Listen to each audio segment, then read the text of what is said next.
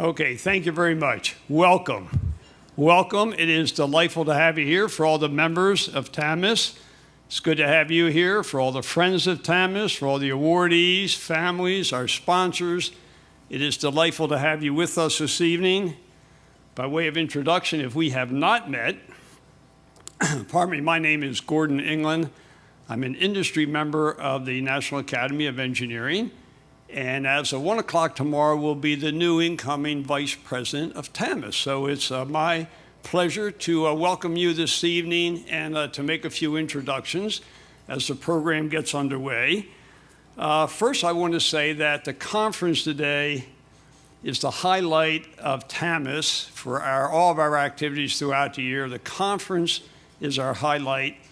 And this award dinner is the highlight of the conference. So this is really the high point of all of our activities in TAMEST throughout the year. And it is a wonderful event tonight, and I know that you will enjoy it. I have just a couple of thank yous, more later, but a couple of thank yous. First, I want to thank the award committee.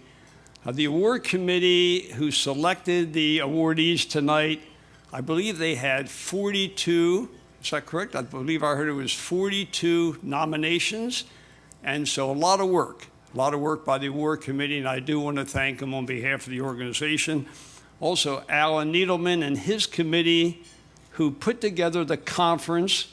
So excellent speakers today, more tomorrow. And so Alan and your committee, I want to thank you. And Ken Arnold, I want to thank you, outgoing president, for all the leadership this past year. And so with that, we're going to get ready for dinner. But first, no, let me say, no, we're not going to get ready for dinner. One more minute, please. I'm ahead of myself. I need to make a very, very important introduction. And Joe almost skipped by you here. So we're really going to start the program now. Then we're going to have dinner, and then we'll get into the, quote, the main event. But first, let me introduce you to Dr. Joseph Goldstein. It's all I need to tell you by way of introduction is that he is a Nobel laureate. That says it all. He's with the UT Southwest Medical Center. So, Dr. Goldstein.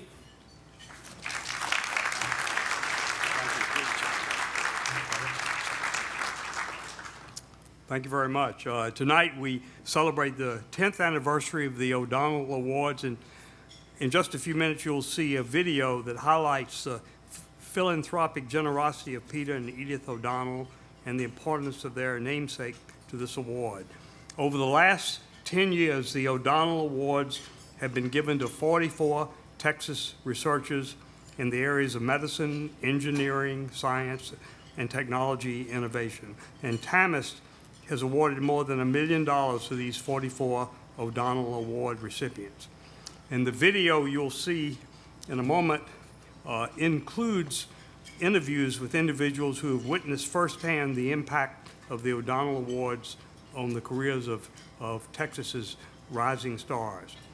In addition to recognizing our young researchers, the O'Donnells wanted their award to raise the profile of Texas as a world-class scientific research organization and destination. And it's gratifying to report that since the awards began 10 years ago, 6 of our 44 O'Donnell Award recipients have been elected to one of the 3 national academies, the highest academic achievement for a scientist in the U.S. Antonius Mikos from Rice was elected to the National Academy of Engineering. Brendan Lee from Baylor was elected to the Institute of Medicine, renamed this year as the National Academy of Medicine. And 4 O'Donnell awardees were elected to the National Academy of Sciences: David Mangelsdorf, Beth Levine, Laura Hooper, and James Chin, all from UT Southwestern. The election of these 4 Dallas scientists, and I'm proud to say, has swelled UT Southwestern's membership in the National Academy of Sciences to a total of 20, the highest among all institutions in the state of Texas, followed closely behind by UT Austin with 14 NAS members, Rice with 10, and Baylor with 9. So much for the numbers. It's now time to celebrate 10 years of O'Donnell Awards. Enjoy the video and your dinner. someone always has to have the courage to get it started. And they had that courage. Their name is attached to the advancement of science, engineering, and medicine in Texas for decades. It's a highly meaningful name to Texans and to citizens outside of Texas. I think they're exceptional individuals, like Babe Ruth was an exceptionalist in baseball, or Leonard Bernstein in music, Albert Einstein in science. The O'Donnells are exceptionalists in the sense that they have been able to interweave their philanthropy with science and art like almost no one else has ever done.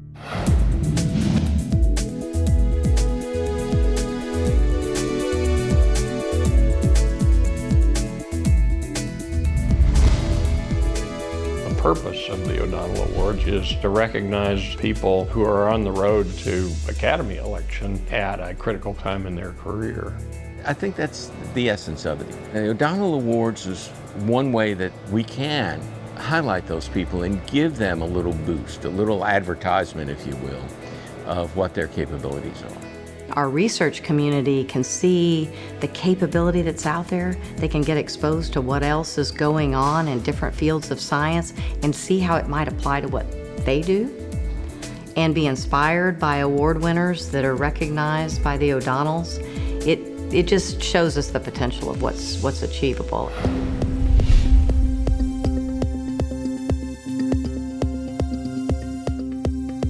The scientific community in Texas is growing, and it's becoming stronger and stronger. The O'Donnell Awards represent a marvelous way to recognize young people at a critical stage in their career, and thereby to help attract young people of great talent into this state. It's another way of raising the profile of all the scientific development, the innovation, the technology development that's being done right here in Texas. There are other states now that are beginning to form their organizations like TAMEST, and then I'm sure once they form an organization like TAMEST, they'll also have awards like the O'Donnell Awards. But we have a 10-year head start over there.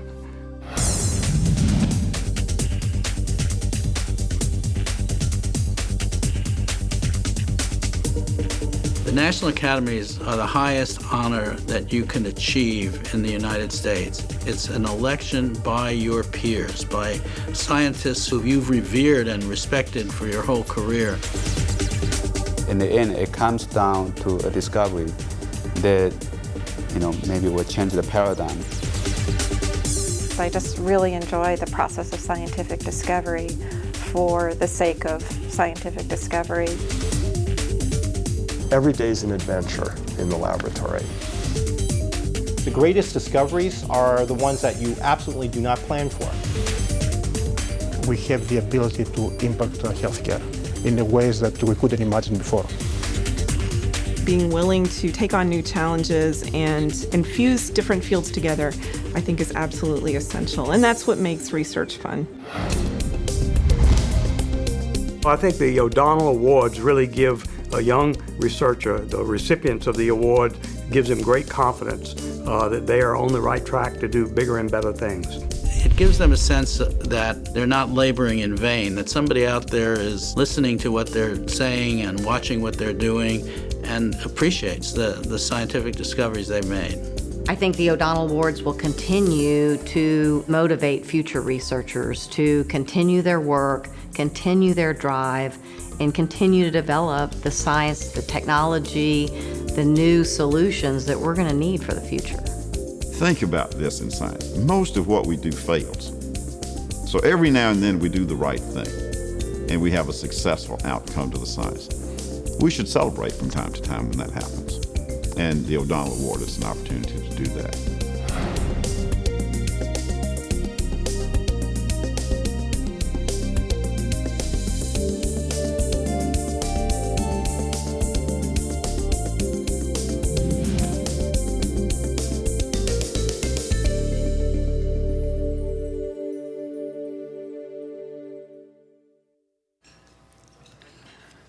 So if all the awardees for the O'Donnell Awards and their sponsors, if they would come to the stage, thank you. And so as we continue with the program, there's some thank yous and recognitions I'd like to make. And first, I want to say thanks to all the sponsors that make the conference possible, because without them, frankly, we just could not have this event. So thanks to all the sponsors, but a special thanks to our Platinum and Diamonds sponsors. So Platinum and Diamond sponsors, the Texas A&M University System, Texas A&M University itself, ExxonMobil, the Welsh Foundation, the University of Texas Southwest Medical Center, and the Southwest Medical Foundation. Now, when you sat down, you probably noticed you had an unfamiliar card in your seat, sort of looked like this. And so this is a card that, pardon me, you can support the TAMEST mission, and why that is important. So we just thanked our sponsors, and when we go to our sponsors and we ask for their help, and occasionally we go to foundations for special programs, it's very important because they believe in our institution, which is why they support us. But what's very important is that the members believe in our institution and also support us. So it would be very, very helpful first to provide some money on the margin that allows us to do some things that we otherwise couldn't do. But also it is very, very important when we raise money for all the various TAMEST activities. So if you can see your way, it would be very much appreciated if you would support TAMEST in 2016, and I thank you for doing that. Okay, and now some recognition of some dignitaries and also some thank yous. So representing the O'Donnell Foundation with us tonight is Larry Warden, Serena Rich, and Tiffany Armstrong, and thank you for being here tonight. And then and we'll have an applause at the end because thank you, but we'll have an applause because there's quite a few dignitaries with us tonight. Other donors of the O'Donnell Awards Endowment is Kern Wildenthal from the University of Texas Southwest Medical Center, who personally contributed, and also Kathleen Gibson on behalf of the Southwestern Medical Foundation. And by the way, I'm only mentioning people who are here tonight, so there's lots of other people who do support us. I do want to recognize the TAMEST presidents who are here, past presidents. So Don Paul from the University of Texas at Austin, Tinsley Odom, also University of Texas at Austin, Stephen Holditch, who will be chairman of next year's conference, and also a past president from Texas A&M University, and Steve, thank you for taking on that responsibility. Betty Sue Masters, University of Texas Health Science Center, San Antonio, and now also Duke University. Ken Arnold, who is stepping down as president as of 1 o'clock tomorrow, and David Russell, who will take over at 1 o'clock tomorrow as president. He's from the University of Texas Southwest Medical Center. We have a president, one of our university presidents with us tonight, Daniel Podolsky, the University of Texas Southwest Medical Center. Thank you for being here. We have 2 Nobel laureates. You've already met one, Joe Goldstein, University of Texas Southwest Medical Center, and you will, in just a few minutes, meet Johann Diesenhofer, the University of Texas Southwest Medical Center, because he will be hosting the rest of the program. We have a few also VIPs. Sarah Ortwine, who is at the table here, she is a chair of the industry and community affiliates of our organization. She is the president of ExxonMobil Upstream Research Company. James Huffines, chair of the Governor's University Research Initiative Advisory Board. I had the pleasure to meet him right before our meeting. And then 2 members of the Governor's University Research Initiative Advisory Board, Cynthia Conway and Sam Susser. And then we have with us some past O'Donnell Award recipients. We have Kim Orth from the University of Texas Southwest Medical Center, Yu Ming Chuk, the University of Texas Southwest Medical Center, Charles Collins from Luminex, and Tom Truscott from the University of Texas at Austin. So how about a round of applause for all of our sponsors and dignitaries?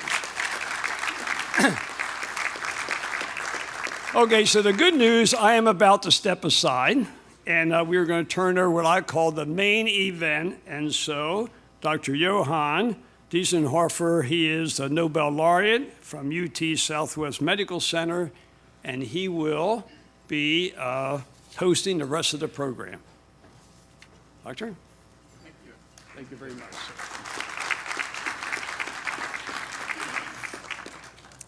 Good evening. I hope you all enjoyed your dinner. And we now come to the actual handing over of the medals to the awardees. And but first, let me say a few words about the O'Donnell Awards, and especially about Peter and Edith O'Donnell. And I think they are a very, very rare combination of brilliant ideas, great generosity, and great modesty.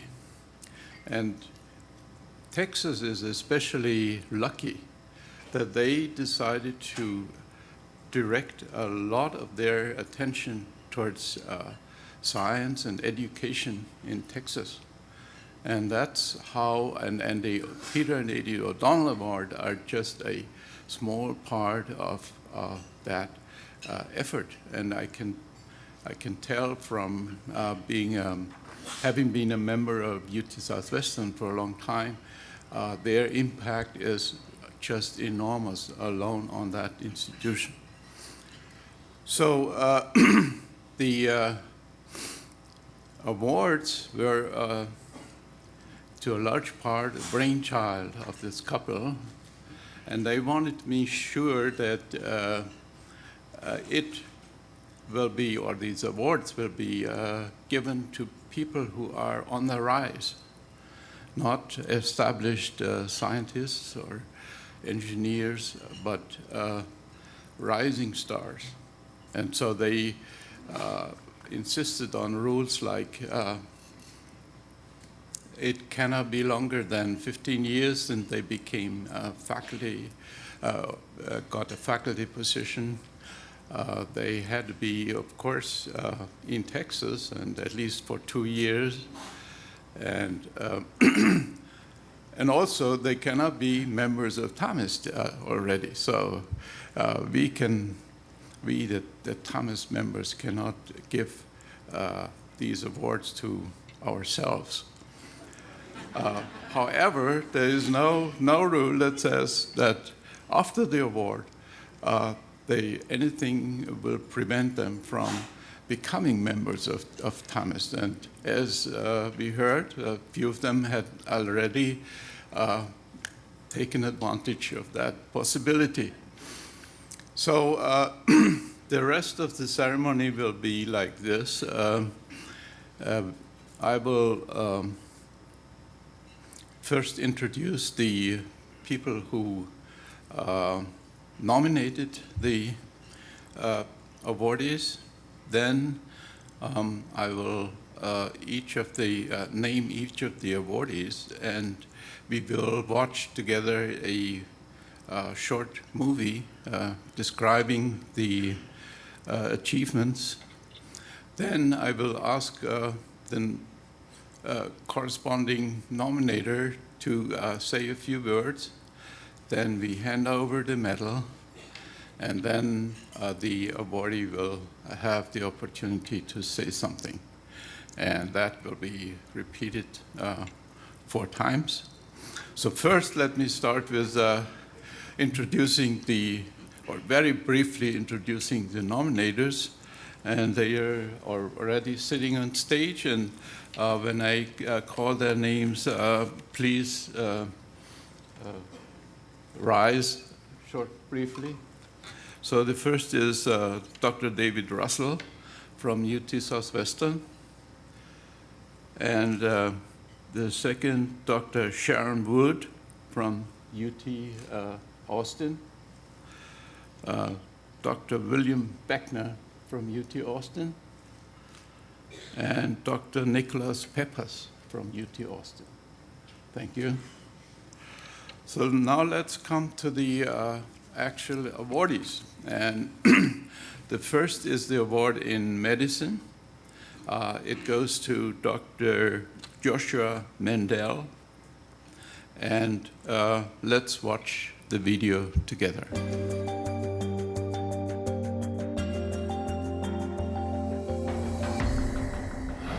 Thanks to an innovative high school program, Dr. Josh Mendel got his first taste of working in a laboratory when he was just 15 years old. That experience propelled him into the world of molecular biology and gave him the passion for the field he carries with him today. One of the things I've always loved about doing science for me is that it doesn't feel like a job. You know, it's something that I truly enjoy doing, and if you find a career, even at an early age, that you love to do, then you're going to want to stick to it and embrace it, and that's what I've had a chance to do. Throughout his career, Josh has enjoyed focusing on new frontiers in microbiology, exploring the lesser-known aspects of the field. This led Josh to the study of non-coding microRNA, the tiniest of RNA molecules. Like DNA, RNA carries genetic information, but it is much more versatile than DNA, capable of performing numerous, diverse tasks in an organism. So I have the inputs on here. But to find out more about exactly how these molecules operate, Josh and his team had to first find a way to study them. When I started my laboratory, there were very few tools available to study microRNA levels. One of the first things my laboratory did was build a tool that would allow us to measure the levels of hundreds of microRNAs simultaneously.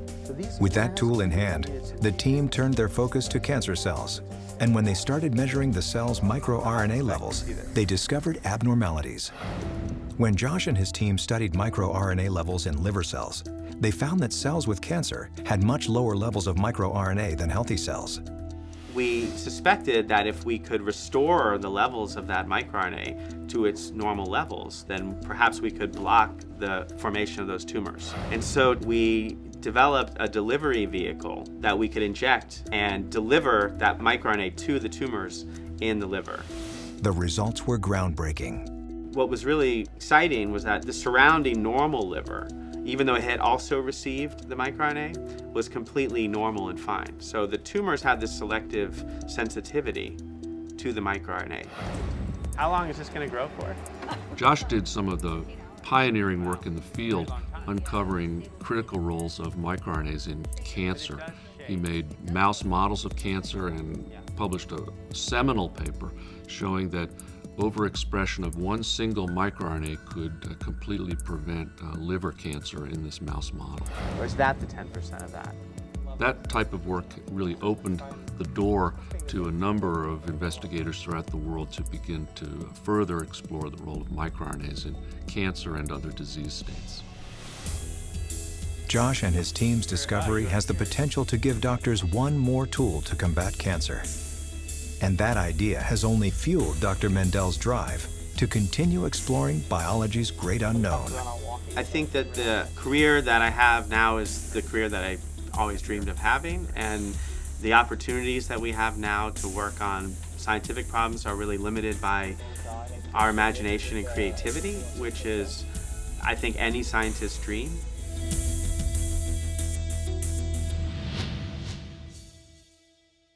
Now, Dr. David Russell to say a few words about the recipient.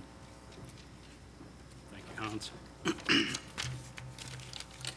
UT Southwestern's Dr. Joshua Mendel is being honored with the 2016 Edith and Peter O'Donnell Award in Medicine for his discoveries in the field of RNA biology.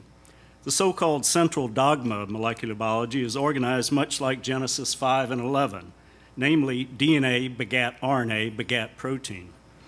This simple scheme served the field well until inquisitive minds, like that of Joshua Mendel, began asking what else, for example, might RNA do within the cell besides serve as the mother of all proteins. In a brilliant series of experiments carried out over the last 10 years, Dr. Mendel made 3 important discoveries regarding alternate roles for RNA in biology.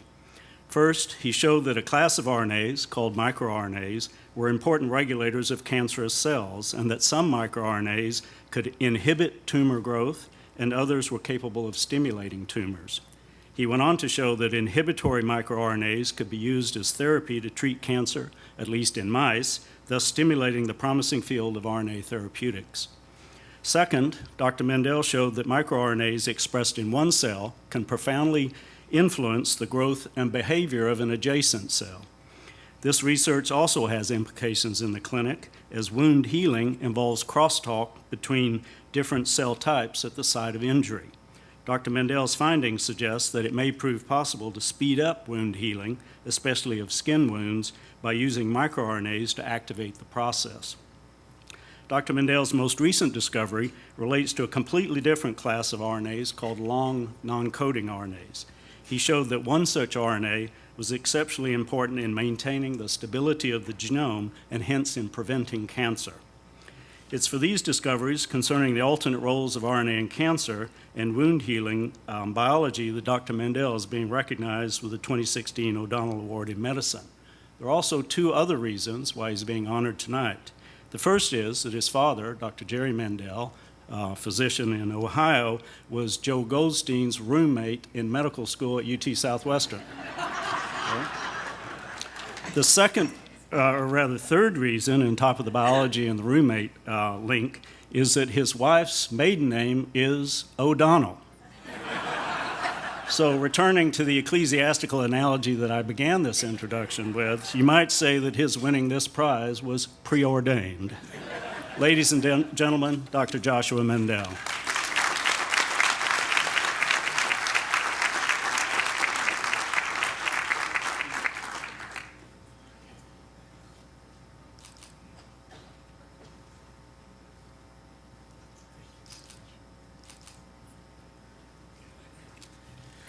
Thank you, David, for that very nice introduction. I'm glad you mentioned my wife's maiden name. We've been talking at home how I now have received two O'Donnell Awards, so it's a very special honor. And I would also just like to say how it's very humbling to be in the company of the other winners of this award over the years. We just saw the really illustrious group that's been awarded this over the last 10 years, so I'm very happy to join their ranks. So first, I'd like to thank the O'Donnell Award Selection Committee and the members of TAMEST, and especially the O'Donnell family for this award. The members of TAMEST represent the pinnacle of scientists and engineers, and it's extremely meaningful to receive an honor like this from their ranks. By establishing this award, the O'Donnell family has provided inspiration to scientists throughout the state to perform research at the highest levels with the ultimate goal of positively impacting science and medicine, and I want to thank you for making this award possible. Secondly, I'd like to thank the members of my research group who performed the work that made this award possible.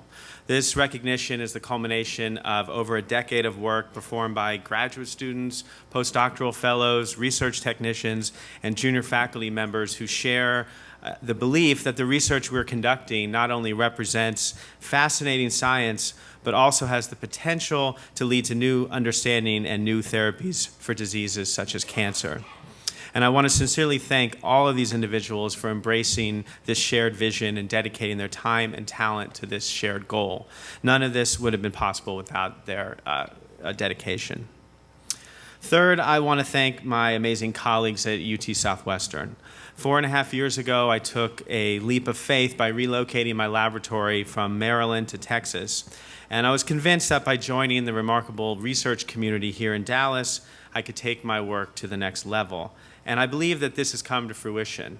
In particular, I want to thank the chair of molecular biology, Eric Olson, who is not only a world-class scientist, but has created a research community within our department that facilitates science at the highest levels.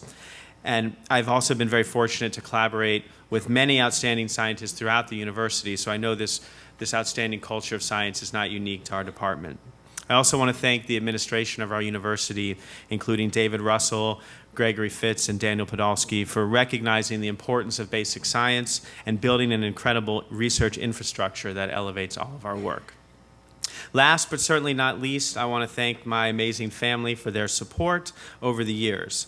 Thank you to my father for exposing me to science at a young age, and to both of my parents for trusting my ability to chart my own course, which has led me to my dream job. I also want to thank my wife, Catherine O'Donnell, who is a brilliant scientist who deserves credit for introducing me to cancer biology, among many other topics that I've integrated into the work of my lab. Kate, thank you for your love, patience, unwavering support, collaboration, and total immersion marriage. And finally, I want to thank my daughter, Isabel, who's here tonight. Isabel, you've taught me the meaning of unconditional love, and you constantly inspire me with your probing mind and deep questions about the world around you. You have a future in science if you choose that route, although I know you'll do great things no matter what you choose to do. And so thank you all again for indulging me and also for awarding me this great honor. Thank you.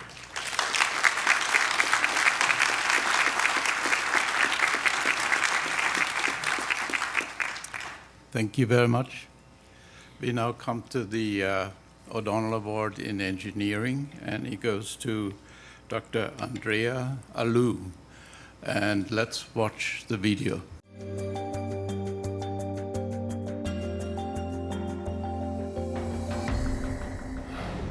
From Star Trek They have the cloaking device. to Harry Potter, That's an invisibility cloak. I'm invisible. making an object invisible has long been a staple of fantasy and science fiction. But new research by Dr. Andrea Alou in the field of metamaterials is bringing the idea of invisibility, or cloaking, closer to reality. We caught up with Andrea in Amsterdam while on sabbatical from his lab at the University of Texas. At the optical lab. The scattering from an object is actually the reason why we see objects. When light illuminates an object, a portion of this energy gets scattered, reflected or diffused, and that's what our eyes detect. What we proved is that if you are able to design a suitable material that can scatter light with an opposite phase than the one scattered by the object, the interference between the two scattered waves can cancel the overall scattering of the cloaked object. And if you are able to do it for all angles, then the object becomes transparent. Andrea and his team haven't yet created material that will make objects vanish before your eyes, but they have captured a lot of attention for successfully making objects invisible to radio waves. Our group has shown the first prototype of a cloak for a 3D object in free space, and since then we've worked on many advances in this field. Their focus has been on creating metamaterials to cloak radio antennas. We build cloaks or flexible surfaces that can be put around an object to make it disappear from specific frequencies of excitation, essentially build a cloak of invisibility for objects of interest. These radio antennas developed by Andrea can transmit and receive signals, but are also radio transparent. So other antennas placed very nearby them or are not affected by the presence of these radio transparent antennas. Oftentimes, these antennas need to operate in very crowded environment, and some of the concepts he proposed would allow us to have more devices in a noisy environment without having them interfering with each other.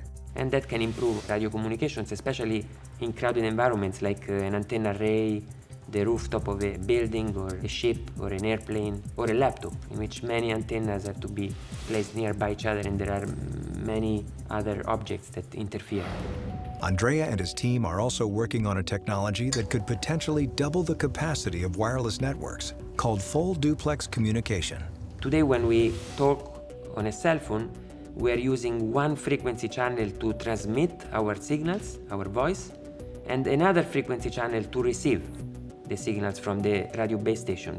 With this device, now we're able to do full duplex communications. We're able to transmit and receive at the same time on the same frequency. We were able to build isolators and circulators that are more complex three-port devices that allow to transmit and receive through the same device at the same time on the same frequency channel. This was highlighted on the cover of Science last year.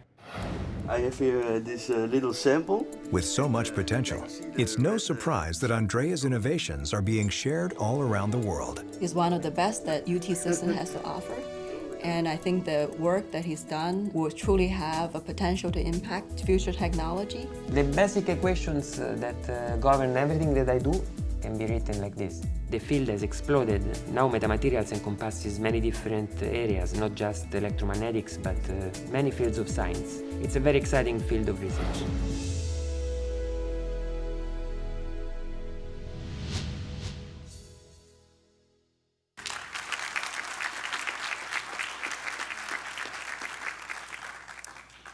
I now ask Dr. Sharon Wood to make her remarks about Dr. Alou. Good evening, everyone. I am really pleased to be here tonight to introduce Andrea Liu, who is my colleague at the University of Texas at Austin. He truly embodies professionalism, performance, creativity, and resourcefulness. And I think it makes him the epitome of an outstanding engineer. Since his arrival at UT Austin in 2009, Andrea has excelled in both research and teaching. He received the 2015 Waterman Award from the National Science Foundation. He's the first person from the state of Texas to receive this honor. And he has quickly built an extraordinary reputation in the engineering and science community. You saw a lot of that in this video. What you didn't hear is that he also has started a company that has, after licensing new technology that he developed in the Cockrell School. So Andrea is best known for his groundbreaking discoveries and innovations in metamaterials and plasmonics.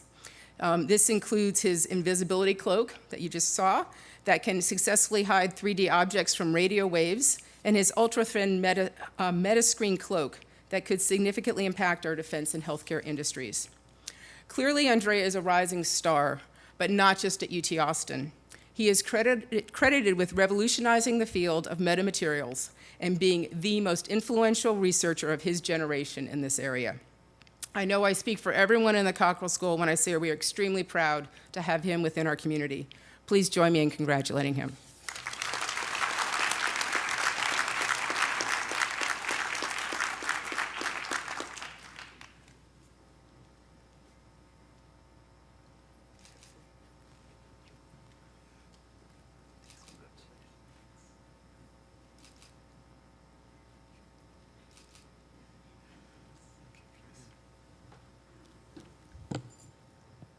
Thank you very much. It's a great honor. I'm humbled to receive this very prestigious award from the Academy, this Texas Academy of Medicine, Science, and Engineering.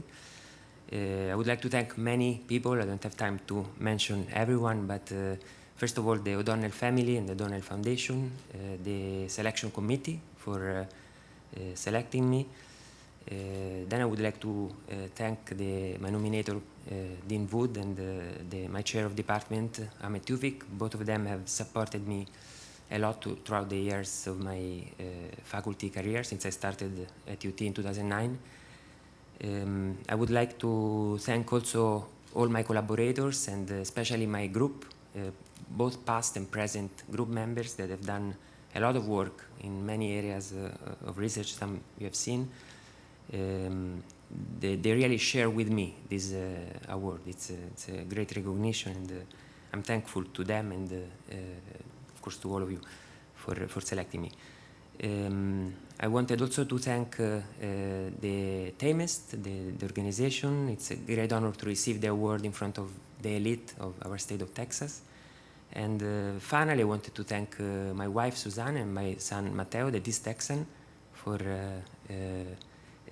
their love, their support, and their patience throughout the years. Thanks again. Bye.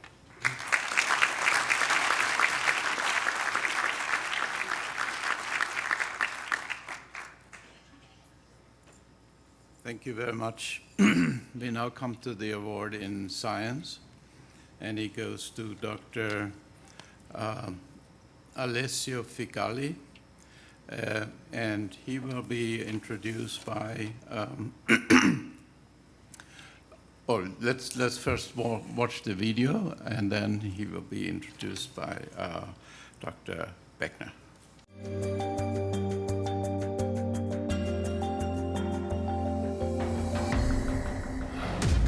In recent years, digital technology has intensified the quest for human efficiency.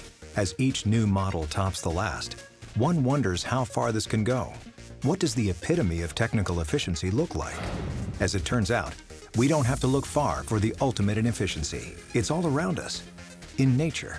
Nature is optimal. Nature wants to be optimal and waste as less energy as possible. Dr. Alessio Ficali of the University of Texas at Austin has chosen to focus on the math found in nature to further the study of a concept that has intrigued mathematicians for centuries: optimal transport.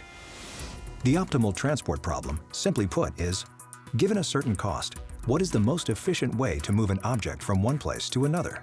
Basically, mathematicians have tried for a long time to understand whether there is really a way to transport resources from a place to another in the most efficient way. It's not clear that such a way exists, it's not clear whether one can compute it. Optimal transport applies to a variety of fields, such as economics and urban planning, but it is also seen in nature. Specifically, Alessio and his team have focused on optimal transport as it pertains to the formation of crystals. Alessio and his team wanted to know what changes when you add energy to a crystal. For example, what happens when you change its temperature? The simplest example could be take a crystal and start to heat the crystal. So this way you give some energy to the crystal, and the crystal will start to deform. And then you may ask, okay, how much the crystal is going to deform in terms of the energy I gave to it? By comparing the original crystal shape to the crystal that has been heated, Alessio was able to identify nature's innate progress in moving the particles of the crystal from one place to another. Knowing how optimal transport works in nature has allowed Alessio and his team to help solve this historic math problem that can be found everywhere, even in meteorology. What happens is the following. You have to think that clouds are made of particles, small particles of water. So if you want to understand how clouds evolve in time, what you do is that you say, okay, how does each particle evolve during time? The more you know, mathematically speaking, about these equations, the more accurate and efficient your predictions become. For the past year, Alessio has used his newfound understanding of how cloud particles move to create equations to predict cloud movement. It turns out that if you look at how the cloud looks like, let's say at some fixed time, and then at some later time, and you look at how each particle has moved in time, then you discover that the particles have decided to move in an optimal way. So the way a particle moved has been in the cheapest possible way. Equations developed by Alessio and his team could allow meteorologists to be more accurate and efficient in their weather forecasts, potentially improving advanced warning systems for severe weather. A true mathematician, Alessio is interested in solving all kinds of problems and finding the solutions in unlikely places. In the mathematics, he's one of the best person in his generation around. I mean, I don't know how many you could compare with him right now. Being a researcher is a complicated job, but it's probably the best job I could think of because you have to be creative, you need passion, of course, but basically your job is to find things that no one found before.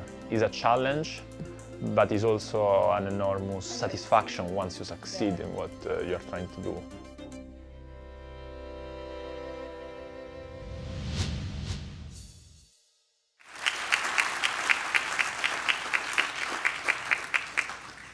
I now ask Dr. William Beckner for his remarks.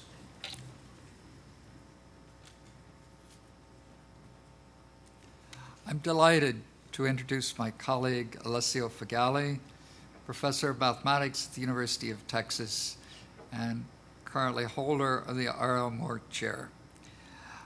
He is an extraordinary mathematician of unusual originality. I don't think I could add anything to the brief video that you just saw.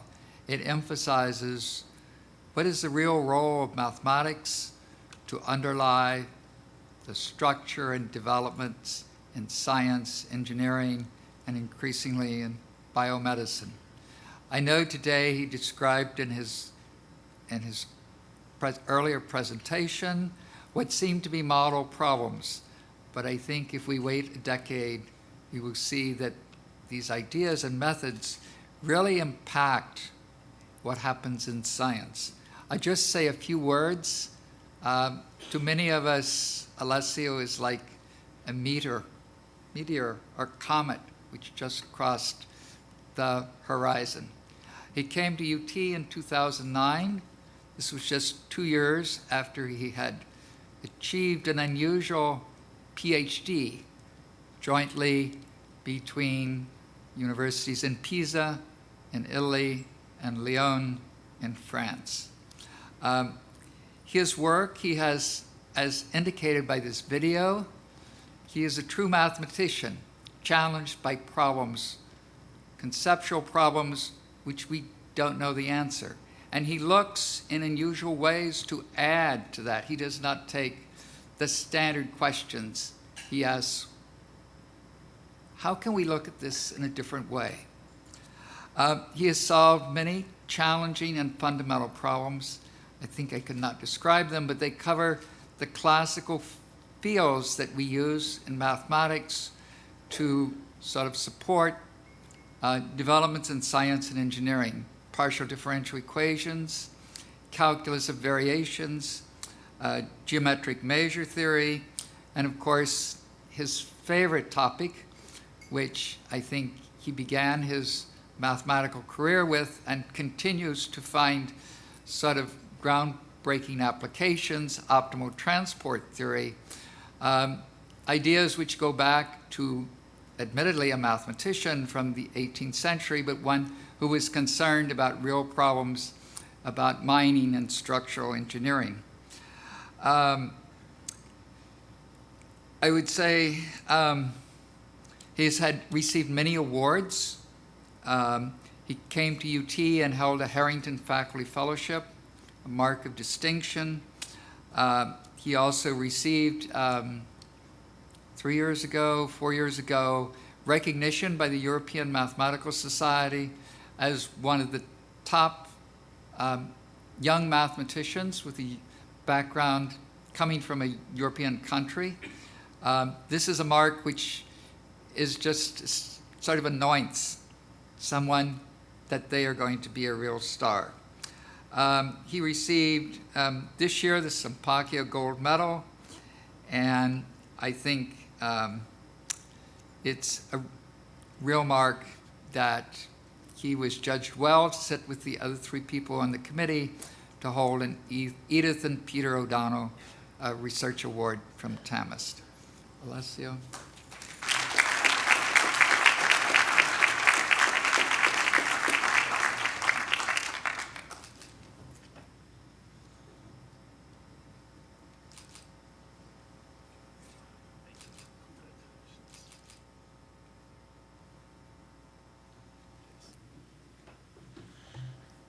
Okay, so thank you, Bill, for the wonderful presentation.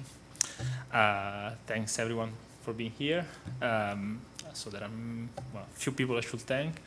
Of course, again, the committee for choosing me.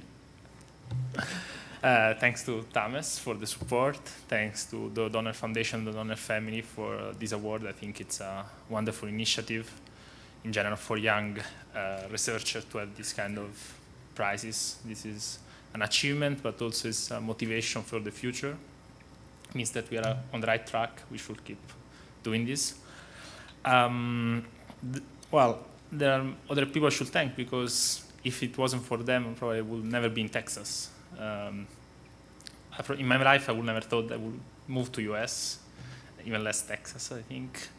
The only thing I knew probably when I was in Italy was Texas Walker Ranger, like Walker Texas Ranger. It was on the movie. Who should I talk? I should talk to Luis. I should thank Luis. He believed me and he made me first visit UT in 2009, beginning of 2009. At that time, Bill was the chairman, and he was extremely supportive, so they made me an offer, and I decided to come, and it was definitely the right choice. There are, of course, all the collaborators. My collaborators I should thank, because, of course, we have to prove theorems, we need to have ideas, but having ideas is also the result of a communication and exchanging ideas and discussions who can last for months and years sometimes. You may think on the same problem day and night for many years, and one day you find a solution. A few more people that believed in me, for sure, my PhD advisors. I had 2, one in Italy and one in France, so Luigi Ambrosio and Cédric Villani. And well, I met many people in my career who really believe in me, and I'm also the result of that. I will thank my parents who always supported me since I left Rome after high school. And also my fiancée Michaela for always being so supportive with me and my work and everything. So thanks to everyone. It's really an honor to be here. And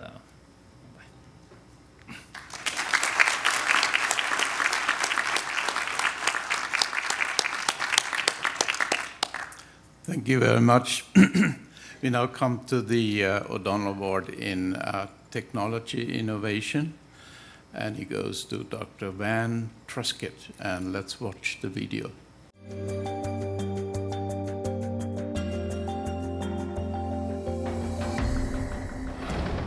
The art of printing goes back more than 500 years to the days of Johannes Gutenberg, who published a Bible that was the first book printed on movable type press in the West. Hey, what are you working on? Today, Dr. Van Truscott continues to advance the printing process, much like Gutenberg, with groundbreaking results. When I was young, I would take apart watches, my mom's appliances, which was probably not a good thing, but just wondering how things worked. In 2002, Van brought her curiosity for how things worked and engineering background to molecular imprints, which was later acquired by Canon Technologies. The company was working to develop higher resolution, lower cost of ownership printing solutions for its customers. Van focused on improving the technology behind jet and flash imprint lithography. Jet and flash imprint lithography is really a very high-tech version of a printing press. We essentially are able to print features incredibly small. There's the checkerboard wafers that Terry has imprinted. The printers at Canon Technology are designed to print on a thin slice of semiconductor material, also known as a wafer. These wafers are used in the fabrication of integrated circuits and other micro devices. Van's lab was set up to refine and perfect the company's dispense method onto these wafers in order to gain more control over this printing process. When I started here, we were using essentially a displacement pump, and we were putting down single large drops on order of microliters. A microliter is 1/1,000,000th of a liter, or roughly the size of an average salt crystal. The next thing that we're going to need to figure out is whether these electronics are compatible. Van's objective was to create a drop-on-demand technology to dramatically decrease the size of these drops. Success would be revolutionary in the industry. Well, she took the existing inkjet technology at the time and improved it in terms of making the drops smaller, faster, more accurately positioned. So right now we have inkjet systems which are clearly the most advanced in the world. We have the only industrial inkjet that can dispense a picoliter, and it's actually in a tool for semiconductor applications. To put a picoliter into context, there are several 100,000 picoliters in just a single raindrop. Van and her associates were the first ones who came with totally new techniques of really putting on the surface of the disk minute droplets and putting them in a way so that they could create exactly what she wanted to achieve. The applications range from improved computer chips, so your cell phones will work 10 times better than they do today, brighter, crisper displays. Nanopharmaceuticals is looking out more into the future, and also to look at improved solar cells and batteries. This is an experimental design. For Van, reaching this industry-changing goal was thrilling, but the journey was the biggest reward. I had lots of moments of, I'm never going to figure this out, I think. I would say you fail 80% of the time, but of that 20% of success, it's really gratifying. And even though you may be failing 80% of the time, even out of those failures, there are huge lessons to learn. And those are the things that I think have really helped to refine me as a person, as a researcher, and as a scientist.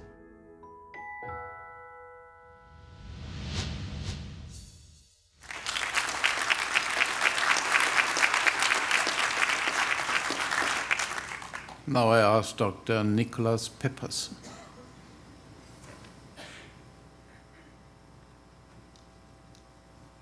I am delighted to introduce to you the 2016 O'Donnell Award recipient for Technology Innovation. Van Truscott is a classical example of a scientist who learns the basics and the fundamentals and then tries to apply them to important new problems in our field. Problems that 30 or 50 years ago had not even been defined. While she was an undergraduate in chemical engineering at the University of Texas about 20 years ago, she worked in the laboratory of Bill Koros, where she got her first impression, her first idea about really fundamental research. And all of you know that Bill is a member of the National Academy of Engineering. He is now at Georgia Tech. As a graduate student, she moved to Johns Hopkins, where she worked with Kate Stevie. Those of us who know Kate, we know that we're talking about a scholar. Somebody who taught her and instilled upon her the ideas of fluid mechanics, surface tension, surface effects, how you could miniaturize processes, how you could do that with basics, with good understanding of mathematics, of fluid mechanics. She worked on Marangoni instabilities, and Bernard Marangoni instability is a subject that has been of tremendous interest to the field of chemical engineering for, I would say, 40 or 50 years. And then after that, after a small postdoctoral experience, she went and started working for the company Molecular Imprints, which is now known as Canon Nanotechnologists. And what she has been able to do in the last 11 years is to use her background on fluid mechanics to instill upon this company and in this wonderful group on the northwest side of Austin, or north side of Austin, to instill the idea that we can take fluid mechanics and we can understand the behavior of nano droplets in order to create a pattern structure that could eventually lead to these large disks that could be used for replication of information and for other processes. This is a phenomenal contribution, and it has been translated to 71 patents in a period of 12 years. Some US, others international patents. And it has been translated into a large number of other documents, industrial documents that have been circulated among a variety of people. And Van has been recognized. A year and a half ago, the American Institute of Chemical Engineers, an organization of 45,000 people, engineers, gave her the Industrial Research and Development Award, November of 2014. It was a magnificent afternoon at 5 p.m. when Van got up and accepted it. And she accepted it on behalf of all the younger scientists in chemical engineering who have applied fluid mechanics and transfer phenomena and physical chemistry to new areas and new fields. And I will never forget that afternoon.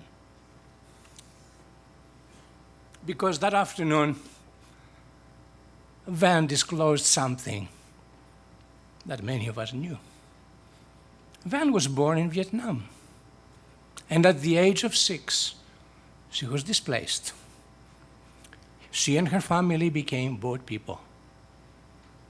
And they came to the United States, and they found themselves in Austin, and she did not know English. And she learned English from Sesame Street and Electric Company. And her parents, her mother especially, really insisted that she go to the best schools. So she went to LBJ, now Lhasa High School, and she came to UT. And to me, that more than anything else is a recognition that this country is a country of immigrants, and that the immigrants have been given the opportunity to succeed and to be recognized, and to be recognized throughout the world. So, as I introduce her to you, I would like you to recognize yourselves, really. Not just the suffering she had as a young girl that had to be in a boat in South China Sea, probably without toys, without anything, but also the successes in her life. 2 years ago, her dear husband and classmate at chemical engineering, Tom Truscott, received the O'Donnell Award for engineering. I'm delighted that you are the recipient today. of innovation. Congratulations.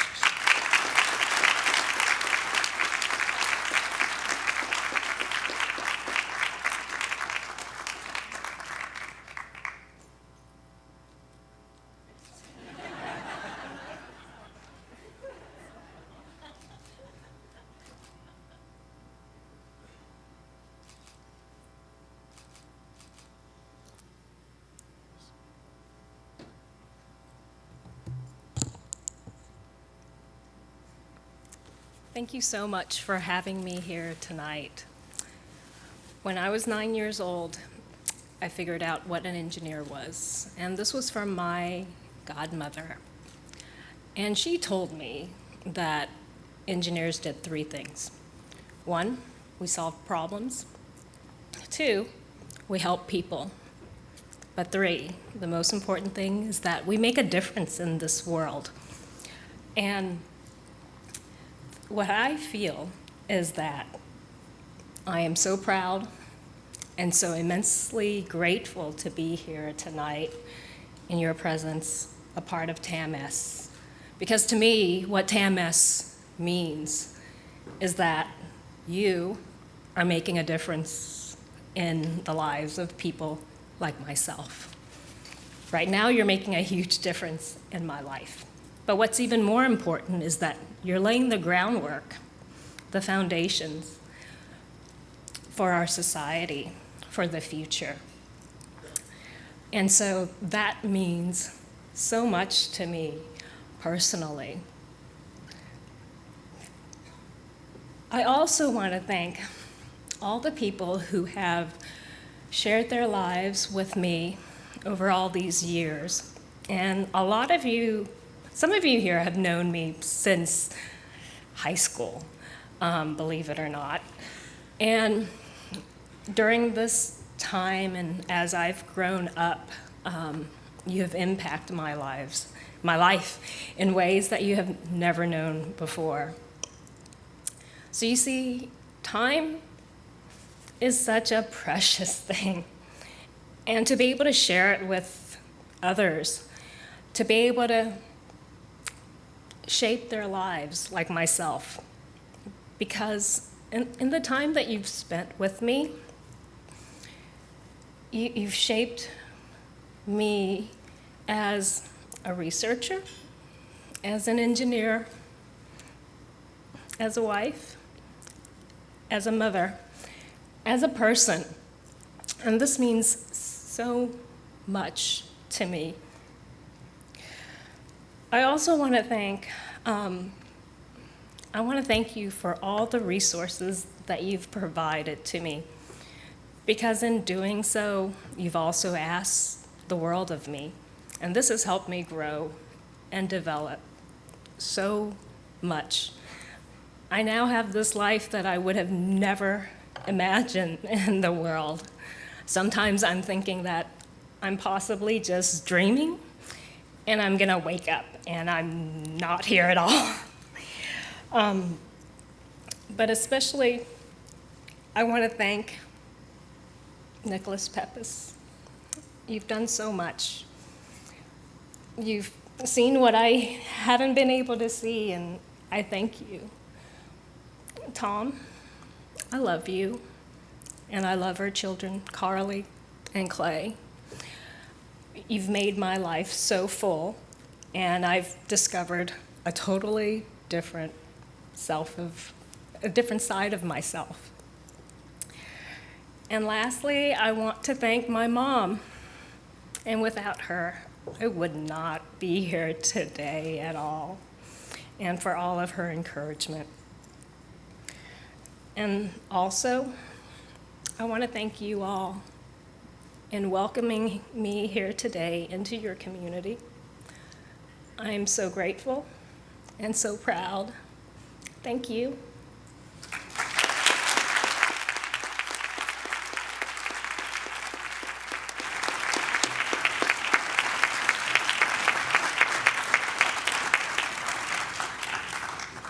Thank you very much. I now want to congratulate again all the recipients of the 2016 O'Donnell Awards. And that brings us close to the end of the ceremony, and I can hand back this podium to Corey. Thank you very much. Well, what an extraordinary evening. I mean, this is amazing.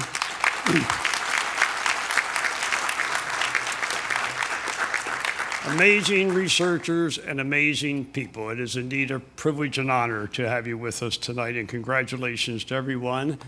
So that concludes our evening, except there is dessert, after dinner dessert in the foyer right outside, so please stay around for dessert.